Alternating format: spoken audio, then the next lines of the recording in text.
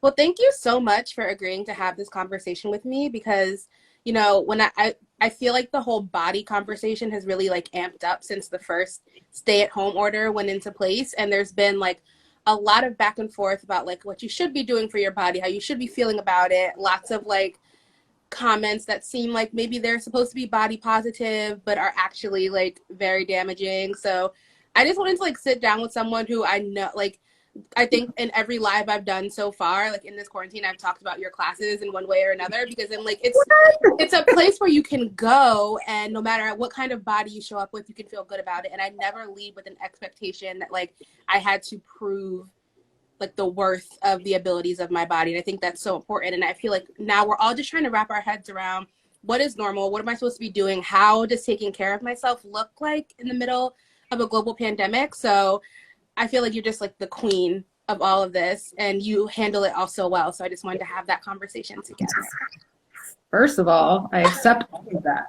I'm not going to turn that down. I really appreciate that. And that's really like my intention of being a teacher in general. Like my intention for going into teaching was because I felt underrepresented by the teachers that I was taking the classes. Even if they were great teachers, I was just kind of like, they're not me. Right. And like, you're not necessarily me, but like you come in and you're like, I get it. I see you. We see each other.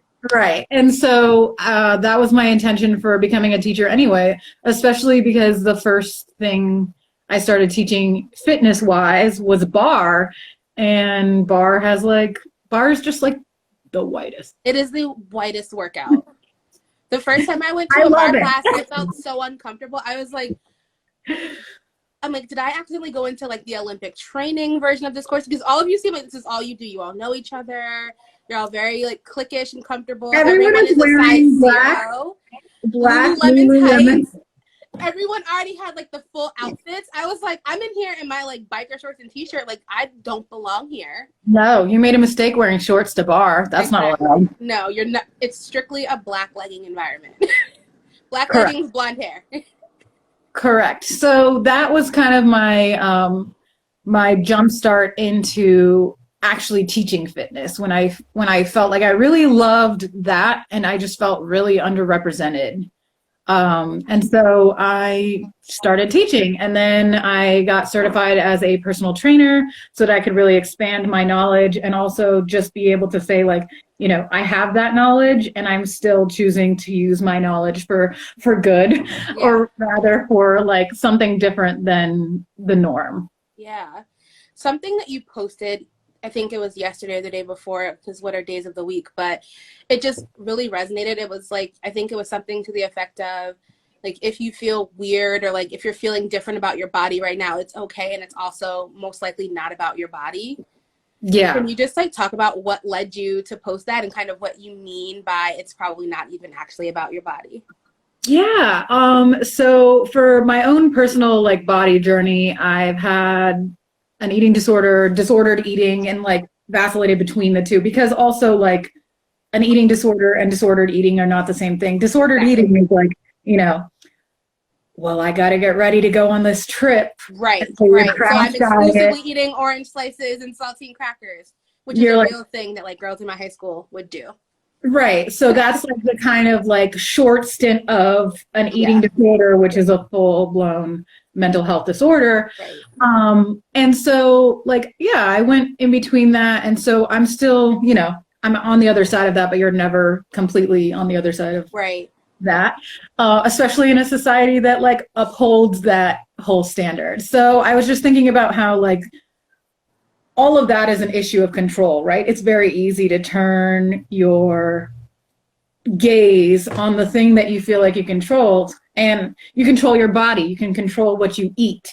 You can control how much you move to an extent, which is why that's like a dangerous thing to fall into, because some people can't control what they eat. Like they eat what they can, as opposed to having access to everything. And also like you and I can eat the exact same thing and still look different. So it's really a lie that we have control over that, but it feels good. Like it feels good to control that. So I think a lot of us are like, well, I've been home 8 weeks and like I know myself pretty well right now. Like right. we're looking at each other, but I'm looking at my face right now. I'm like seeing my face again. And my friend Liz was talking about that we're just seeing our faces so much right now. Almost like constantly. And you're also watching people react to your appearance more, because when you're in a meeting in person and you're with your coworkers, there's so much happening. There's so much like sensory things happening in front of you that you're not obsessed with the fact that in front of you, you're watching people watch you. Like you're under constant surveillance now. And I personally feel like that is just expediting all of our body criticisms to like the millionth degree. Just like this whole, I'm always looking at myself and I know that you're always looking at me. So what are you seeing? And I have to be so critical about what you see. Like I have to try to be hyper controlling over my body now.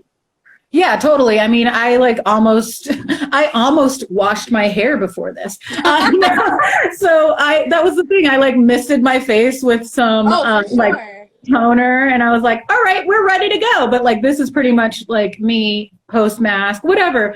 But I know that that's hard. So I posted that because I just have been talking to people and everybody has said the same thing. Like, well, you know, like just kind of finding, like, it's so easy to find when you look for it. So, and you don't have to look very far because you're in your house all day with yourself. Right. Literally, like, it's nothing is stopping you from being obsessed with every you're like, detail. Oh man, like definitely. I know before this, I was like, do I want to cover this pimple? Like, should I cover it? And I'm like, does it matter?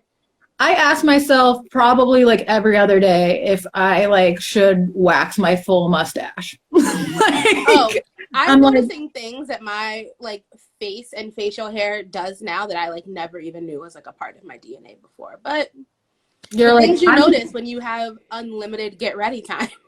Totally. And if you have a good mirror, it's a blessing and a curse. But yeah, exactly. I definitely wanted to write that because I realized that I wasn't alone, and it really resonated with a lot of people. I got a lot of kind messages. Yeah. I got a lot of people like tagging their friends in it, which is not something like I anticipate. I don't anticipate necessarily like people telling other people to come to my stuff, but that's cool. Expect that you almost went viral. Yeah, that's my closest, my closest fly near the viral sun. Yeah. So when I was like thinking about what I wanted to talk about today, I knew that I wanted to frame this as more of a body neutrality conversation than a body positive conversation, because I think that over time body positivity has started to be completely like corrupted and tainted and completely taken over by people who it was never intended to be for. But that's another conversation. But also, I personally resonate so much more with the idea of body neutrality, because even forcing yourself to think positively about your body can do a lot of damage, because we only believe that certain things are even worthy of positivity. Totally. So with body neutrality, for anyone who's watching who isn't familiar with the term, it's more of an acceptance of what your body can do, what your body can accomplish, whether that's walking to the front door to get your contact-free delivery of takeout for the night, or whether it's doing a workout class, or whether it's just waking you up, just acknowledging and being grateful for the fact that, you know, you have a body and this is what it is and this is what it does, versus connecting that to your appearance. And I think that if we could just kind of work more towards getting there, like because it's one thing to accept how your body looks, but it's another to not let that be a factor in how you view your overall worthiness. Do you feel like, and being in like the health and wellness space, how have you kind of personally tried to combat that feeling that it's not about appearance? I mean, so number one, I think that like I said, it's really hard to get away from. It's a bubble that we're like we're all in it. Like it's actually a very lonely place to step away from thinking about your body constantly and step away from the expectations of like aesthetically like trying to live up to something, because when you stop that, you realize how many people are constantly on pursuit of that. And it's lonely to be outside of that. Like it's seriously, it sounds crazy, but it's lonely. Like it's lonely to not be to not be like, I hate this. Like, it's the I have really bad breath in the morning syndrome.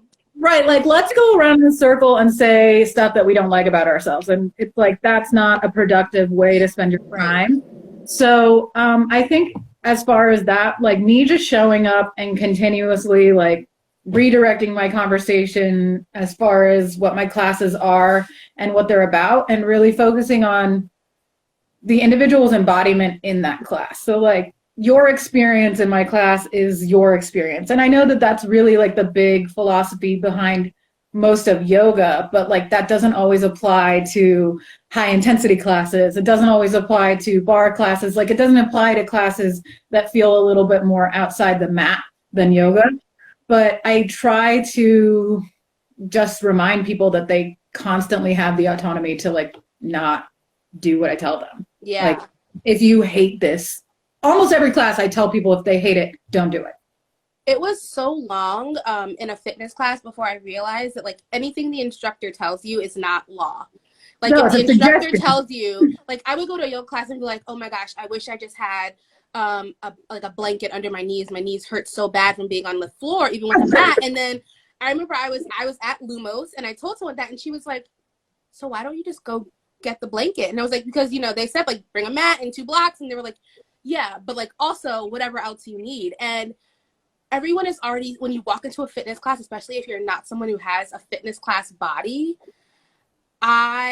you already are just like, I just want to be as like invisible as possible. I just want to get in and get out. I don't want to make a scene. I want to be able to do what everyone else is doing. But it's like what you sacrifice in doing that is like you're going to have a miserable time and you're going to pay money to be completely miserable. Like I was going to yoga for months leaving and like, oh, I would have been so much better if my knees didn't burn. But you're like, yoga makes my knees hurt. Yeah, and it just took someone telling me, girl, go get the blanket. Like if you need the blanket, go get it. And yeah, you just don't get that. It's hard. And I think that there's a lot of elements of like gyms and studios that can be difficult if you show up in a different body. But I think it's so important. Like you said, it's a representation thing. Having an instructor who has also been in your body type or in a body type that experiences things that you're experiencing, that can tell you like, girl, go get the blanket. Totally. Or like anything else. I offer props in person throughout class, like if somebody needs it, or also like the suggestion of ditching your weights or whatever you want. But I think also as an instructor, I have to revisit my own philosophy when I'm in other classes, because I think that sometimes as instructors, we feel like eyes are on us to like behave a certain way and like act like we can do the entire class. I'm specifically thinking of the time that I had full laryngitis and like some kind of like not deep sickness, but like some kind of sickness. And I was like recovering from it, but I had no voice. And I went to Rumble for a teacher class, and like, I love Rumble boxing. I do. Sorry, giving them like their I love it. I love being in a dark room doing boxing. I don't hate it either. But like, I was near death, about to have like a cough attack. And I'm like, why do I care if I stop 5 minutes before the cool down just to like go drink some water? Like, what in my head would keep me in this dark room with like 60 instructors? Right. Nothing. So I left. I left early. I was like, bye. Well, I wasn't like bye because I couldn't talk. I was like, I left. And I think that that's something that like people also forget, that like you're allowed to leave. Like I've posted that before, but you're definitely allowed to leave. Like you just said you paid money to be miserable. Like I never want someone to be like just standing there, like gripping the bar, or like even now virtually, like gripping their chair in my class. Right. I paid for this. And hating it the whole time. Yeah. One thing for me, so I was a member at a gym for like years. And I was probably a member for 3 or 4 years, but for at least 2 of those years, I wasn't going. Because every time I'd go to the one location, there was this one personal trainer who would like single me out and be like, you're doing like XYZ wrong, or like you're wasting your time doing that. You won't lose weight until you like do this, and then try to like sell me on a package. And it was like, and instead of me just being like, wow, I should like tell the gym that like this guy sucks, Right. I literally just kept paying them and stopped going to the gym. And I think that a lot of times when we're trying to deal with how, especially people with larger bodies, when we're trying to come to terms with like how we fit in fitness, our answer is always just to remove ourselves from it.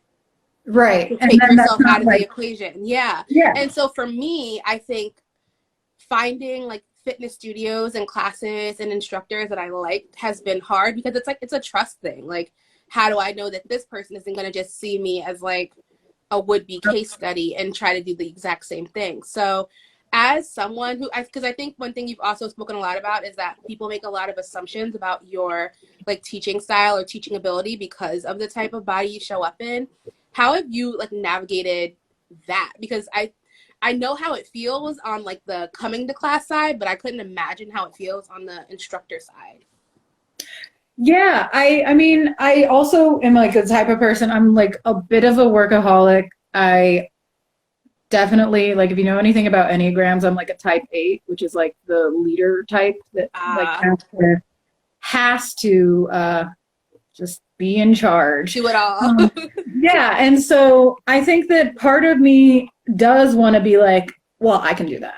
But like also the other part of me is like, I'm here telling people that they don't have to do that. Like, and I don't have anything to prove to anybody else. You're not going to come to my class and get hurt because I'm not going to let you get hurt, because I'm going to guide you through because I know how to teach. And that's something that I can show up in any body and know that I know what I'm doing and I'm not going to let you get hurt. And so that changes the way that I approach my job because I know that I'm qualified no matter how I look. Yeah. And so I'm not out here giving fake advice. I'm not out here, you know, going on like one website and then just being like, I invented this move. You know, like I'm not inventing things. This is real. Like I've done the work. And I think that something is like getting over myself and being like, cool, like, no, I'm not doing headstands or handstands in yoga. I don't like it. I'm afraid I'm going to break my neck at all times for no reason. Like way too much. This is not why I came here. And that's cool. Like, I don't need to do that to prove that I've taken multiple yoga classes. Like, I don't need to be able to do everything in the class. And so I think that that's part of it. And the other part is just like, I definitely have people who are instructors come to my class and get a good workout. Like you leave knowing that you got a good workout. So that's all I need to do. I need to do my job and you need to just be open to it. Right, exactly. I want to talk a little bit more about the concept of a good workout. Yeah. Because I think that, you know, when people think, oh, I got a good workout done, that means you worked out for like at least an hour minimum. Mm-hmm. You sweat through every layer of clothing that you had on. You can like, you're tired after, you're sore after. And for a long time, that was 100% my definition of a good workout. And If I did anything less than that, I would be like, did I even go to the gym? Like, what was even the point of that? Right. And that has luckily changed drastically for me, but it didn't happen overnight. So can you talk a little bit about kind of what that definition really means? Like, what is a good workout? Totally. I think a good workout is any workout you walk away from feeling like you were in your body for however much time the class was going, even if it was only part of the class, that you felt like you were in your body, that you felt like you controlled this, like you were in it and you were living in it, but you didn't need to like think about what was going on outside of you. And I also think that it's about like the next day when you wake up and you're like, I'm not totally beat down. My knees don't hurt, or like if things hurt, they hurt in like a different way. And I think that I definitely had the same definition when I was like 19 years old at like peak, all of that craziness. I was like at the gym on the Stairmaster. The Stairmaster, you can tell it was invented by a man. And you could also tell that the people who were on the Stairmaster, like, you're just mad today or something. There are serial killers walking among us, and they're on the Stairmaster. I was on the Stairmaster, listen, 45 minutes every time. And then I would go off the Stairmaster and do like an hour worth of like circuits with like some weights. and some high intensity, and then I would go like steam myself to death. Like, I don't even know what was going on. I don't know how I survived that year. And like, I'm glad that I learned from it, and I'm glad that I didn't come out of it with a major injury. Actually sprained my ankle doing something else, like walking down 2 stairs at my grandma's house. And it took me out of the gym for 6 weeks. And I think I was able to like actually like reflect on what that relationship was like totally be like, oh, that actually sucks. Yeah. It's like, wait, do I hate this? I think I hate this. Right. And so that comes back to your good workout, right? Like if you leave and you're like, oh, like I hated it. Like, okay, that's good probably not for you. A good workout. Exactly. I'm not a runner. I've never been a runner, but for some reason, my sophomore year of college, I convinced myself that I would not feel whole and accomplished unless I did a 5K. And I was like, I'm doing it. And I would be in the gym like every day running. And I was like, I hate every second that I'm running. I hate it. I was so miserable. And it's like, why are you so committed to something that makes you feel so awful? You don't feel good physically, mentally. You spend like an hour and a half in the gym and you're not having a good time for that entire time. You could take that same hour and a half and do literally anything else, and it would contribute more to your overall well-being than this time that you're torturing yourself because you want to be able to like ran a 5K in your Twitter bio. Like, what is the point? Your little bid. Yeah, it's like, I just wanted to have my moment. It's like, girl, go cheer for these people running Broad Street who love to run, who are doing it because they want to be running for that amount of time. Like, I didn't want to do that. It's so hard to pull yourself out of that, because I think if a lot of people wrote like a profile for what an ideal healthy person looks like, it's like she gets up early, puts on like a matching workout set, goes for a run, then goes to yoga, and then after lunch, where she only ate kale, she goes to bar, comes back, like, and that's not realistic for everyone. That's not everyone's healthy. No, and it's definitely not, it's not fun. Like you said, it's not contributing to your mental health if every time you're dragging yourself in there, you absolutely hate it. And I think that also, like, so one of my friends was on here, but we did a Spartan race last summer. And that was so hard, and we complained so much, but it was actually a lot of fun. And so it's not something that like when I'm running, I've run 5Ks before. I've run 5Ks before. My partner's a teacher. We run them with the kids. But like, I hate it. I run fast so I could be done. Yeah. I'm like, I literally need to speed up so this could end. I just want it to be over. Yeah. I've always said that if you see me running, you should also run, because I'm only running if there's something to run from. Yeah, from if or I'm to. running, follow me every time. Yes. I will run to something really good. I will run away from something really bad. But yeah, like even now, we walked like 5 miles today, and I was a good long walk though. Yeah, there was breaks, but like I was thinking like, oh, maybe I should get new shoes so I could run. But like the run would be like to the end of the block, and then I would walk something. Like I have no desire to be like a distance runner, and that's okay. And that's the other thing about when you're finding what works for your body. Sometimes a little bit of trial and error, but also not being like, my best friend does this, so I should do that with her. Like, cool, you go. I love that you do that. I love that you're having a good time. I did it with you for the free trial when you would bring your friend in. I hated it. Thanks for your guest pass. We got a picture. And that's all we needed. Yeah, like you're never going to do it again. So I think that that's also a big part of like learning to reconnect with your body. Like a lot of times you'll do something, and if you really don't like it, you immediately like get out of your body. Yeah. Because you're trying to. That is so true. Can you talk about what it feels like to be in your body versus being out of your body when you're doing something that's so like body consuming, like working out? Because it's kind of impossible to work out if you have like no body. That is one of the main requirements. Come with a body at least. Right. And I think a lot of people walk around outside of their bodies a lot. So like, you know, I'm a big I'm in my head a lot. I know I am. And I think that that's why I connect with exercise so much, because it's the only time that I don't multitask a ton. And I'm still multitasking as a teacher, right? I'm like performing, making sure the music is on, making sure so-and-so is okay. Is your camera working at this point? But like all of that, I'm still in my body. And a lot of times I'm outside of it. You can tell that you are like in or out of your body by like, is your focus really on your form? Is your focus on like what you're feeling in your knees versus like, like what's she doing?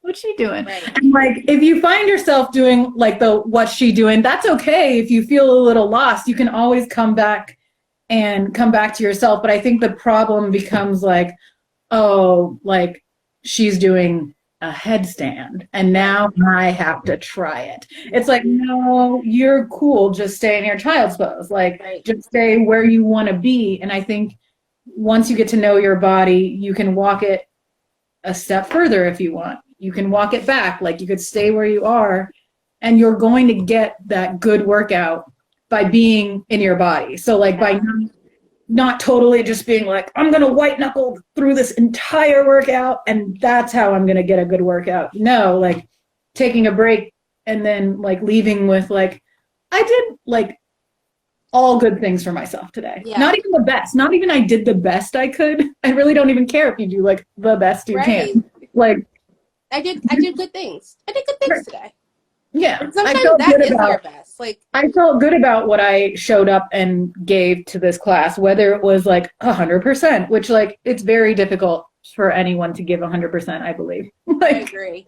In like almost anything, like the only thing we show up 100% to do, I think, is sleep, and most of us aren't even doing that at 100%. So if you can't even go to sleep at 100, like don't put that pressure on yourself to show up at 100 everywhere else. Totally. It's like, it's a lot to put that expectation that every workout you have is going to be number one, the best, like how can you keep up with that? That's a really hard thing to keep up with. Like, oh, I had the best workout yesterday, so I'm going to try and top that today. Like, no, you have to be in the reality that today might not be as great, or like today is going to be shorter. You said an hour. Like, I was like, all of my classes are 45 minutes for a reason. And I love that because there are so many times where I've been in classes and I'm like, it's only been 23. We still have to be here for another 37 minutes. Like, what else can we do? I've taught hour-long classes after being like a teacher that primarily teaches 45 and 30-minute classes. And like for that extra 15 minutes, sometimes like, especially if it's bar, I'm like, okay. Well, like, I guess does this include like a 10-minute water break and then also like a 5-minute just like cool down because I can't do this. You don't want to talk or like, no, it ends up being like a mat Pilates class because I'm like, well, I brought you guys to the floor not realizing there was 20 minutes It's like, left. Wow, so we're still down here. Okay. Sorry. Like, I think along with focusing on being in your body, I think another thing that a lot of people, especially again, people who have non-traditional bodies or larger bodies struggle with is, what do I wear to my workout?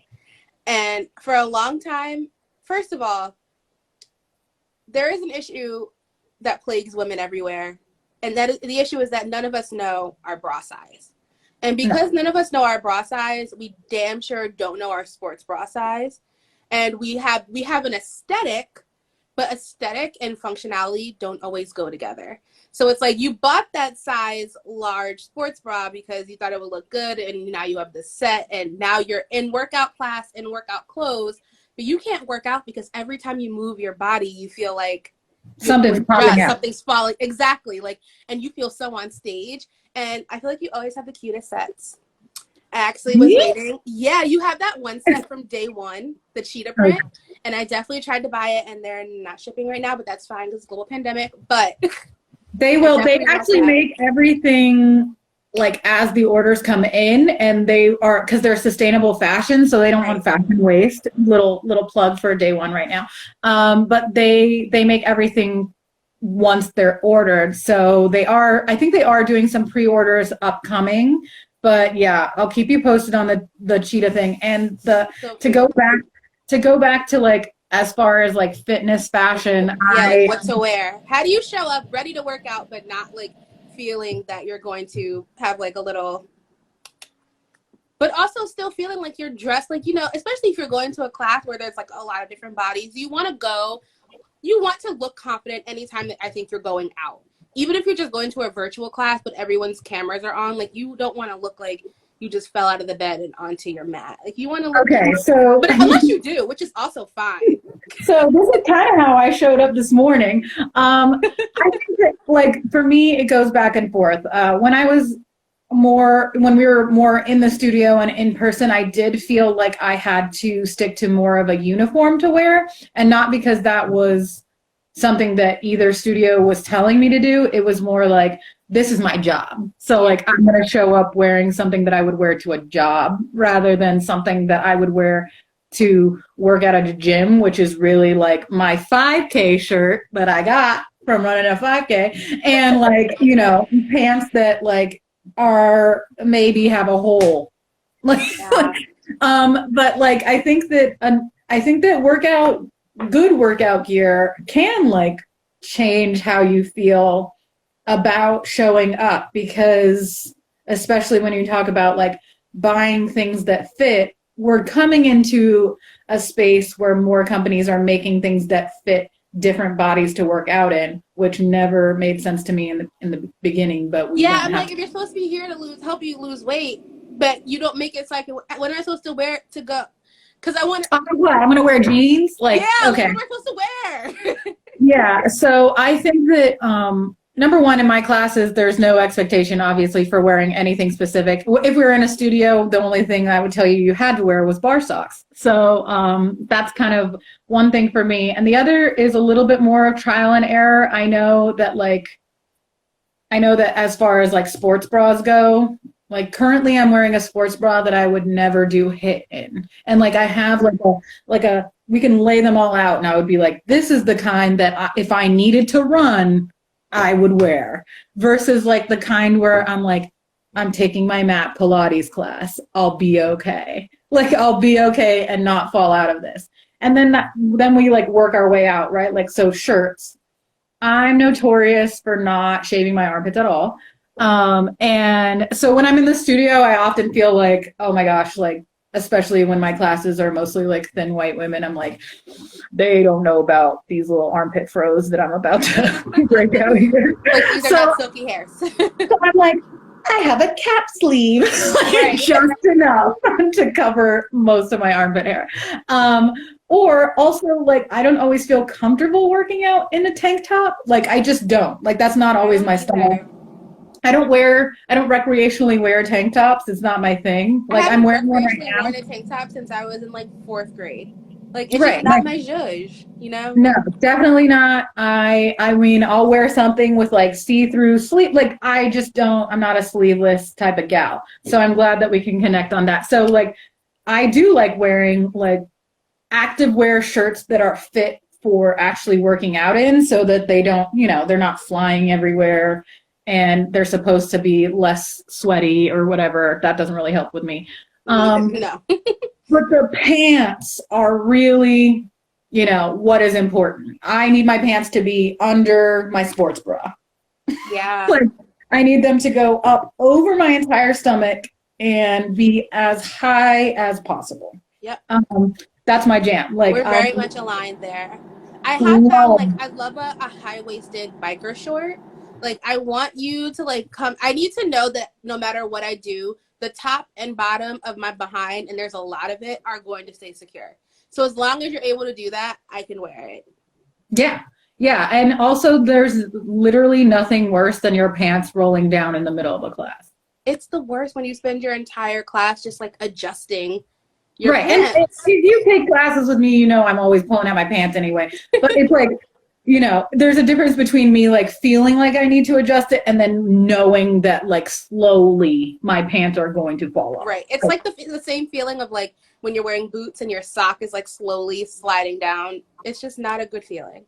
Yeah, and I've definitely been there. So I think when it comes to shopping for fitness stuff, it's important to look into those different, and like Day One is not the biggest. Do you have any other brands that you recommend?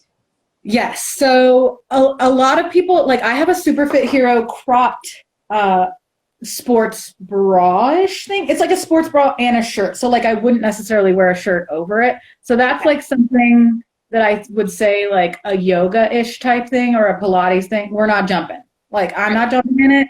And then as far as my pants go, like the Day One shorts are high. Yeah. And yeah, they go up. They're actually like, it looks like I'm wearing a one piece in that outfit because the crop goes down. Yeah, and that's when I knew I wanted it. That was the picture that sold me. I was like, they need to put this on the website. You're like, these touch. That is my goal. I'm like, if I can get the sports bra to touch the top of my pants, I have the perfect outfit on. Okay, all right, that's a good one. And then last but certainly not least, my favorite, Big Bottom Behavior. Havila of Big Bottom Behavior, love her so much. She's based in Houston, and she makes the pants of my dreams, to be honest. I feel like I'm just like emptying my body into them. Just like beautiful. Pulling them up, and then nothing leaves.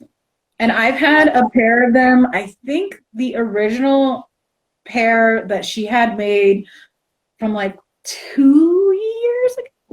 2 or 3. I don't want to say 3, but it might be 3 years ago. The OG pair. Wow. Still going strong. No holes from the legs rubbing together. No see-through. Big bottom behavior made for big bottoms and big bellies and all that. So I'm gonna check that out. I've never heard of that brand before. Oh yeah, I'll send you her page and you can link it when I re-upload this too. Yes, they are like.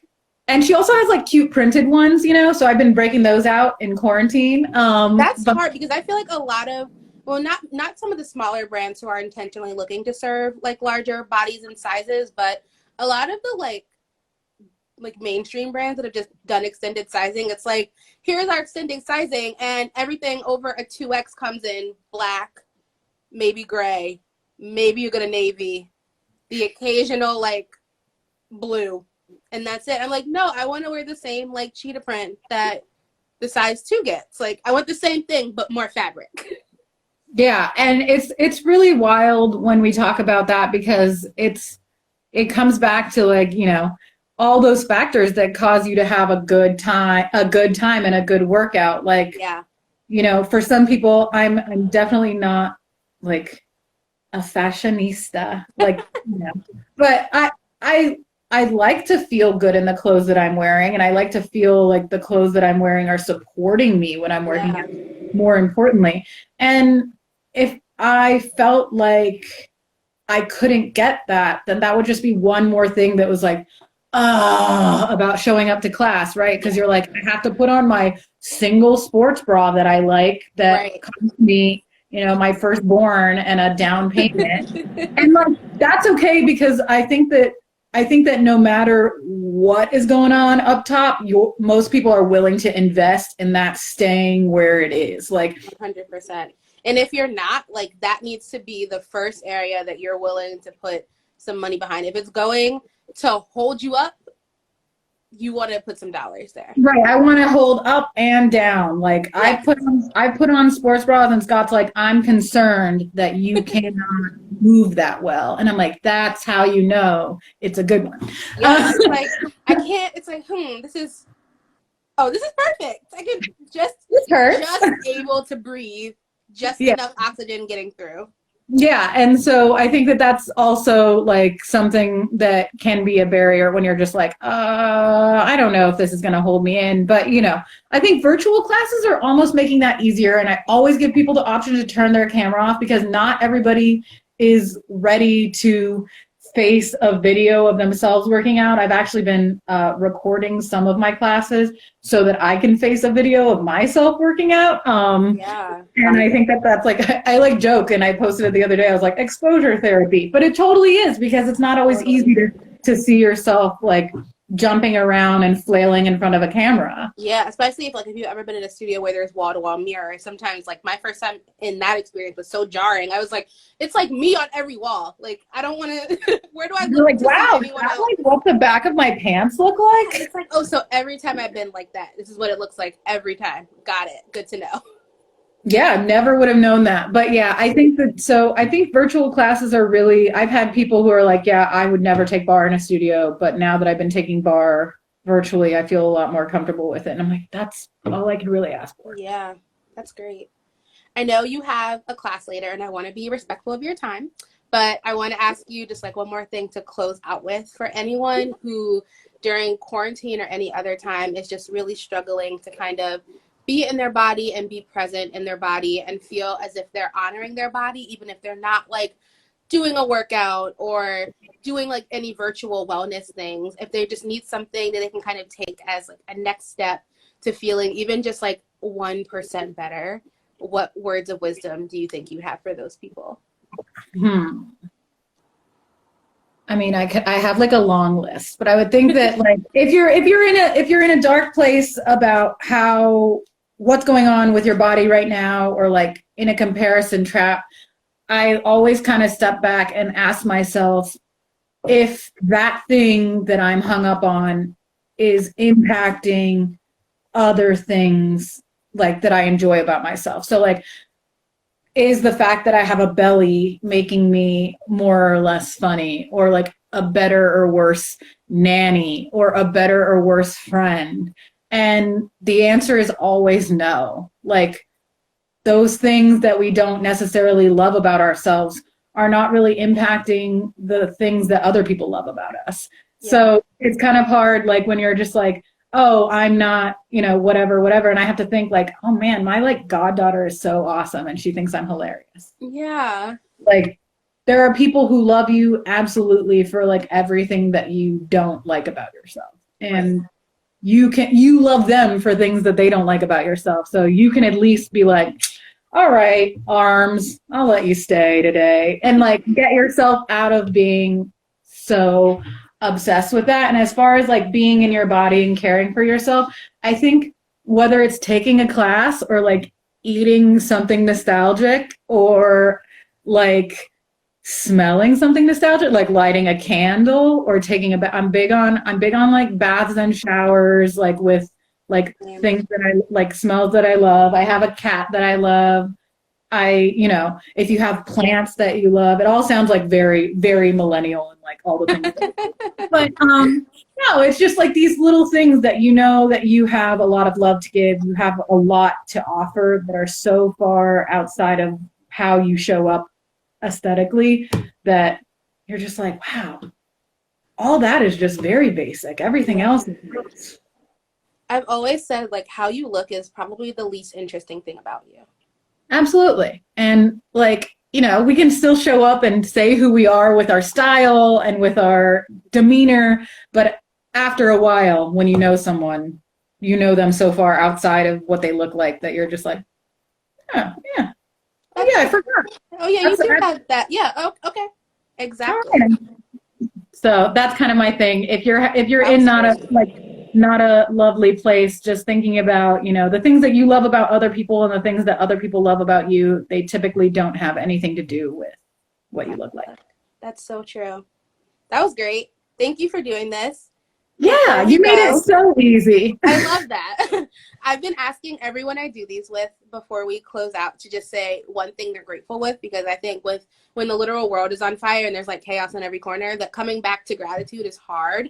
And it's something that I struggled with for like the first few months of this quarantine. Like, how can I be grateful people are dying? But you can be grateful even amidst the chaos. So is there anything that you're grateful for that you'd like to share with the class? Sure.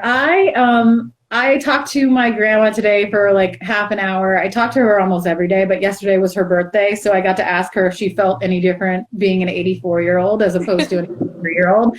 And we just talked, and my grandma's one of my favorite people. She's 84, and she's like, she's with the best of us, like late 20s, early 30s, as far as like all of that. So I just love had a it. really great conversation with my grandma today, and I'm really grateful that at least the telephone, one of our oldest technologies, is still working. Come back to those good old phone calls. So yeah, I'm grateful for that. Yeah, I had time today to check in with both of my parents on the phone, and they're both still healthy, hating being inside, but healthy, and that's all I asked for. So I'm grateful for that. Yes, see the phone coming through. Gotta love it. Shout out to Alexander Graham Bell. He knew what he was doing. The Listen, foresight.